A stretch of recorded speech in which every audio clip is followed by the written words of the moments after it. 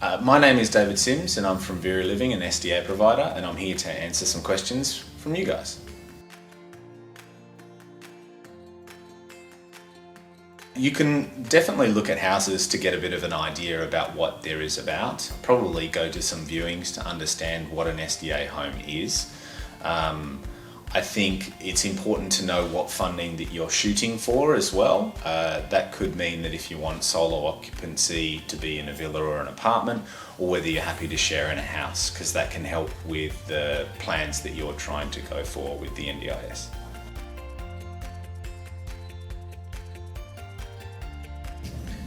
Yeah, getting SDA approval is a little bit of a process. At Vera we understand that, and so sometimes there's a bit of a life cycle of a client, and that could mean that you are investigating early stages that you don't quite have SDA yet, but it's one of those things that you should or could possibly get down the track. So we will happily engage in that process, and that could mean that you're looking and understanding some of the properties so that when you apply for your SDA, via probably your OT and your core supports will help you in that process, making sure that the things that you want is what you're going to be applying for.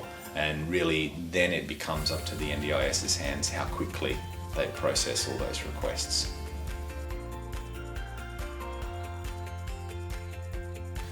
Yeah, sure. So with SDA, there's multiple choices basically. If you choose for solo occupancy, that is definitely possible. They're normally going to be a villa or an apartment style.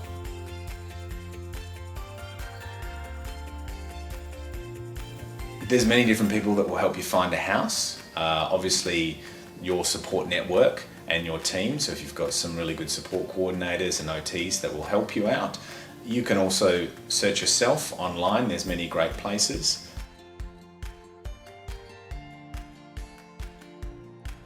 If you like our property and you want to proceed to move into that property, then the main thing is you do have to apply, just like a normal tenancy style. So once you go through the application process, which is a little bit more detailed and it involves a couple of different parties, once that is all good and you're ticked off through those hurdles, then it's more of a process of finding out, is the property under construction? So if it's not ready yet, do we have to wait until it's finished? Or is it more along the lines of the property is ready, there's a vacancy now, and that you can move in due course? Normally your team will help with things like transitional meetings and stuff to determine what those dates are. Either it's under construction, you have to wait, or your team is saying, hey, we can do this in the next few weeks because all the boxes are ticked and all the documents are signed. So it's an interesting question. Basically, it depends on the house and who's allocated to it. So if the SIL that you're currently working with is also allocated to the house, happy days. Or sometimes if you are the first tenant in a house, then the SDA provider might work with you to allocate the SIL to that particular house. But because of the nature of a house and it is a shared environment, you do all, let's say it's a 3-bedroom house, all 3 of you do have to use the same SIL provider. So there is a little bit of flexibility there in the fact that if over time the SIL's not performing for you, then potentially that SIL provider, if the house voted on it, could change. So in shared houses, I think that the roommates is an interesting one, and there's a bit of a process that we call matching, and that's really before anyone moves in. We try and make sure to the best of our ability and in conjunction with the SIL for the home that the tenants are going to hopefully match together. Now, that doesn't always work. It could be 5 years down the track and you guys just decide that this is no longer a thing.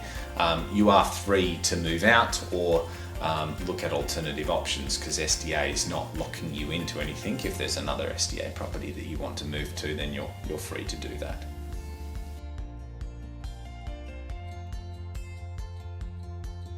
So the leases for, at least from a Vera's perspective, are quite flexible. What that normally means is that you get, it's very weighted on the tenant side, meaning that you get guaranteed long term.